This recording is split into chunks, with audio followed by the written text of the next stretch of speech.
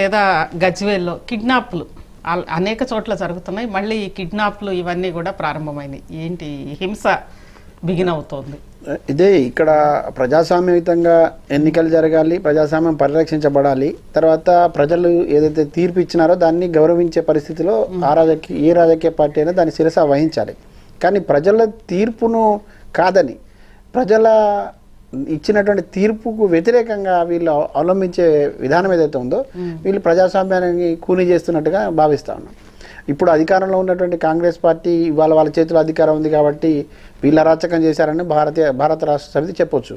కానీ వాళ్ళ అధికారంలో ఉన్నప్పుడు కూడా ఇదే వాళ్ళకి అవకాశం ఉన్నప్పుడు ఇది పరిస్థితి చేశారు.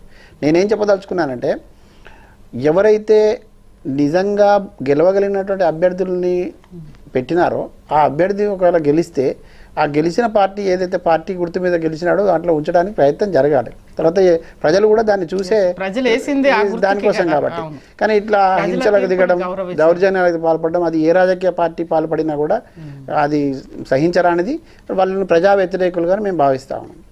ఇక మొత్తం ఎన్నికల ప్రక్రియకు సంబంధించి చూస్తే అధికార పార్టీ అవకాశం ఉన్నంత మేరకు అవకాశం ఉన్న చోటల్లా వాళ్ళకి అనుకూలంగా మార్చుకోవడానికి ప్రయత్నం చేసింది.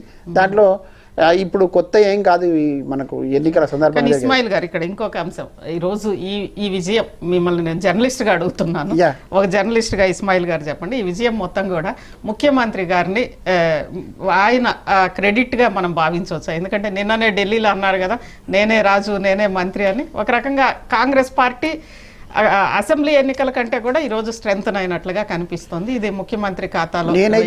నేనైతే ఒక జర్నలిస్ట్ గా, ఒక విశ్లేషకుడిగా జాగృతిగా అడగట్లేదు, ప్రజల వైపు నుంచి ఆలోచిస్తే కనుక నేను చెప్పాల్సిన విషయం ఏంటి, నేను చెప్పేది ఏమిటంటే, ఇక్కడ ప్రధాన ప్రతిపక్షం ఘోరంగా వైఫల్యం చెందింది. ప్రధాన ప్రతిపక్షం పోషించాల్సిన పాత్ర పోషించలేదు. ప్రజల్ని మరింత చైతన్యవంతం చేసి ప్రజల్లో ఉన్నటువంటి నిరసనను, ఆందోళనను, వాళ్ళకున్న ఆలోచనలకు అనుగుణంగా కూడగట్టడంలో ప్రతిపక్షం వైఫల్యమైన కారణంగా అధికార పక్షానికి ఇది బలంగా కలిసి వచ్చింది. కాంగ్రెస్ పార్టీ, రేవంత్ రెడ్డి కాంగ్రెస్ పార్టీ, ఈ రెండు చూసుకున్నప్పుడు ఇప్పుడు ఆ పార్టీలో ఆయన ముఖ్యమంత్రిగా ఉన్నాడు. రెండవది ఎంత అవునన్నా కాదన్నా ఆయన కనుసన్నల్లో, ఆయన చెప్పు చేతుల్లో అధికార యంత్రాంగం ఉంటుంది. తర్వాత ఆయన మాట చెల్లుబాటు అవుతుంది, అంతవరకు ఓకే. కానీ ఎన్నికల నిర్వహణకు సంబంధించిన నిర్ణయం తీసుకోగలడు. కానీ క్షేత్రస్థాయిలో ఉన్నటువంటి ఓటర్లను ప్రభావితం చేసేటట్టు కానీ, ఓటర్లను బూతుల దాకా తీసుకొచ్చి ఓటేయించేటటువంటి విషయంలో అక్కడ ఉన్నటువంటి నాయకత్వం పనిచేయాల్సి ఉంటుంది, సమన్వయంతో కూడా పనిచేయాల్సి ఉంటుంది. ఈ క్రమం లోపల ఇక్కడ మనం గమనించి చూస్తే కనుక మొత్తం కాంగ్రెస్ పార్టీ ఇచ్చిన ఒక్క హామీ కూడా పూర్తిగా అమలు చేయలేదనేటటువంటి ఆందోళన, తర్వాత బాధ ప్రతి కార్యకర్త ఉంది. కాంగ్రెస్ పార్టీలో ఉన్నటువంటి కార్యకర్తలకు కూడా ఉంది. తర్వాత గొప్పగా అనుకున్నంత రీతిలో చేయలేదనే ఉద్యమకారుల వైపు నుంచి కానివ్వండి, తెలంగాణ కోసం కొట్లాడినటువంటి వాళ్ళ కానీ, మరీ ముఖ్యంగా బీఆర్ఎస్ను ఓడగొట్టడానికి కసిగా పనిచేసిన వర్గం కూడా ఎవరు సంతృప్తిగా లేరు. అయినా అధికారం ఉంది కాబట్టి అభివృద్ధి జరగదేమన్న ఆందోళన ఒకటి. అవతల అసలు నీకు ప్రత్యర్థి బలంగా లేనప్పుడు మైదానం మొత్తం క్లీన్గా ఉన్నప్పుడు ఇంకా వేరే ఏముంటుంది? దీంట్లో పెద్ద ఆశ్చర్యం, నాకైతే పెద్ద ఆశ్చర్యం లేదు. ఇలా గొప్పతనంగా నేనైతే భావించట్లేదు. అది రేవంత్ రెడ్డి గొప్పతనమో, కాంగ్రెస్ పార్టీ గొప్పతనమో అనేది నేను భావించట్లేదు. ప్రజలు మాత్రం ప్రత్యామ్నాయం లేక అక్కడ ఉన్నటువంటి పరిస్థితులకు అనుగుణంగా తీర్పిచ్చేటువంటి ప్రయత్నం చేసినాడు. ఇది స్పష్టం. అయితే ఇక్కడ బాధపడాల్సింది, మనం ఆందోళన చెందాల్సింది, తర్వాత మనకు కూడా కొంత సోయిలోకి రావాల్సిన అంశం ఏమిటంటే, ప్రజాస్వామ్యాన్ని పరిరక్షిస్తామని, ప్రజాస్వామ్యయుతంగా పాలన అందిస్తామని అధికారం ఉన్నవాడు కానీ, ప్రజాస్వామ్యంలో హక్కుల కోసం కొట్లాడతామని చెప్పేటటువంటి పార్టీలుగా ఉన్నవాళ్ళు ఎన్నికల సమయంలో వేసుకునే పొత్తుల ప్రక్రియ ఉందా కొన్ని చోట్ల చాలా విచిత్రంగా ఉన్నది. చాలా అది ఏమంటారు, ఏవగింపుగా కూడా ఉన్నది. కొన్ని చోట్ల రహస్య ఒప్పందాలు, కొన్ని చోట్ల బహిరంగ ఒప్పందాలు. ఈ రాష్ట్రంలో ప్రభుత్వంలో ఉన్నటువంటి అధికారం పొత్తుగా ఉన్నటువంటి సిపిఐ పార్టీ కొన్ని చోట్ల కాంగ్రెస్ పార్టీకి వ్యతిరేకంగా కొన్ని పార్టీలతో పొత్తుకు తెచ్చుకున్నది. చాలా విడ్డూరం ఇది. రెండోది, సిపిఎం పార్టీ ఎక్కడైనా కొన్ని చోట్ల మళ్ళీ పొత్తులో అధికారంలో లేదు, కానీ కొన్ని చోట్ల పొత్తులోకి వచ్చింది.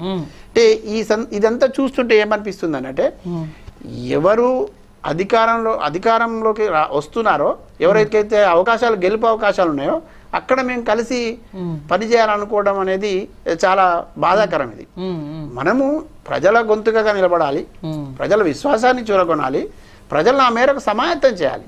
అంటే గెలుపు వైపు కానివ్వండి, అధికారం వైపు కానివ్వండి, తర్వాత హక్కులను అడిగేటటువంటి వైపు కానివ్వండి, మనం ప్రజలను సమాయత్తం చేయాల్సిన ఒక బాధ్యత మనది.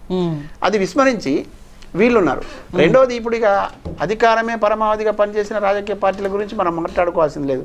అధికారం ఇప్పుడు 2 సీట్లు తక్కువైతే ఏం కుంపలు మునిగిపోతాయి అంటే ఒక 4 ఏళ్ళు అవకాశం ఇస్తే ఏమవుతుంది? ఎందుకు ఎత్తుకెళ్ళడం, ఎందుకు ఎత్తుకెళ్ళి మళ్ళీ అంత అంగలార్చడం ఎందుకు? రెండోది అసలు అందులో జనం ఓటేసినప్పుడు ప్రజల తీర్పును అపహాస్యం చేయడం అంటే మీకు ఏ రకమైనటువంటి హక్కు ఉంది? అసలు ప్రజాస్వామ్యంగా పార్టీ నడిపే హక్కు మీకు ఉన్నదా? ఆ నైతికతని కోల్పోతారు కదా. దాన్ని ఎందుకు ఆలోచించట్లేదు? అందుకని నేను ప్రజలకేం పిలుపునిస్తున్నానంటే ఈ రకమైనటువంటి అవకాశవాద రాజకీయాలు, అవకాశవాద పొత్తులు, అవకాశవాద వ్యవహారాలు చేస్తూ తర్వాత అహంకారపూరితంగా వ్యవహరిస్తూ దౌర్జన్యాలు దిగేటటువంటి శక్తుల పట్ల అప్రమత్తంగా ఉండండి. ప్రజాస్వామ్యాన్ని గౌరవించి ప్రజల ఆలోచనలకు అనుగుణంగా నడిచేటటువంటి రాజకీయ శక్తులను కానివ్వండి, కొత్తగా వచ్చేటటువంటి యువతరానికి కానివ్వండి అవకాశం కల్పించాలి. అప్పుడే దీన్ని నివారించగలుగుతామని చెప్తాను. రైట్ విజయ్ గారు, ఒకటి ఇక్కడ మెయిన్ నేనే రాజు నేనే మంత్రి అని నిన్న రేవంత్ రెడ్డి గారు అన్నారు. ఈరోజు ఫలితాలు కూడా అలానే కనిపిస్తున్నాయి. సింగిల్గా మనం అవునన్నా కాదన్నా ఆయన బ్రాండ్ మీదే ప్రస్తుతానికి కాంగ్రెస్ పార్టీ నడుస్తోంది. ఏంటి ఫలితాలకి రేవంత్ రెడ్డి గారి క్రెడిట్ ఇవ్వచ్చా?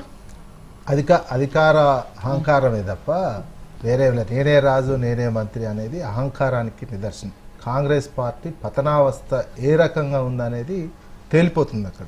అంటే రేవంత్ రెడ్డి గారు మాట్లాడారు, కానీ గతంలో మాట్లాడకుండా కూడా ఇదే అవలంబించారు కదా. Congress party high command Congress party ఏ రకంగా దేశంలో పతనావస్థన ఉన్నందుకు ఇట్లాంటి రేవంత్ రెడ్డి లాంటి వాళ్ళు నేనే రాజు నేనే మంత్రి అని చెప్పుకోవడం జరుగుతుంది. లేకపోతే సాధారణ కాంగ్రెస్ పార్టీ 10 రాష్ట్రాలలో అధికారం ఉంటే ఈ మాట అన్నందుకు ఈ పాటికి పెద్ద అసమ్మతి లేచి ముఖ్యమంత్రి పదవి నుంచి తీసేస్తారా లేదా అని పెద్ద ఎత్తున వితిన్ ద పార్టీని అంతర్గతంగా పెద్ద తిరుగుబాటు వచ్చేటువంటి సిచ్యువేషన్ ఉండే. ఏంటంటే కాంగ్రెస్ పార్టీ దేశంలో ఏలా రాహుల్ గాంధీకి సంబంధించినటువంటి పర్వే కావచ్చు, రాహుల్ గాంధీ చరిష్మా కావచ్చు, గాంధీ ఫ్యామిలీకి ఉన్నటువంటి చరిష్మా పూర్తిగా అడుగంటిపోయి కాంగ్రెస్ పతనావస్థలో ఉంది. ఇట్లాంటి రేవంత్ రెడ్డి లాంటి వాళ్ళే మాకు దిక్కు అనేటువంటి లెవెల్లో ఢిల్లీలో చెప్పుకోవడమే తప్ప ఆ రకమైనటువంటి ఇక్కడ అధికారం ఉండి ఇక్కడ ఉన్నటువంటి డబ్బు, అధికారం, పోలీసు ఇట్లాంటి వాళ్ళని తోటి అట్లా చెప్పుకోవడమే తప్ప ఒక ప్రజాస్వామ్యంలో నేనే రాజు నేనే మంత్రి అని చెప్పుకున్నాడంటే అది అహంకారానికి నిదర్శనం. ఆయన ఏదో పరిపాలన అభివృద్ధికి సంక్షేమం కోసం చెప్పుకున్నది కాదు. అది తలకెక్కిన అధికారం అనేది 2 నెలలనే తలకెక్కినటువంటి ప్రదర్శన అది కాంగ్రెస్ పార్టీ.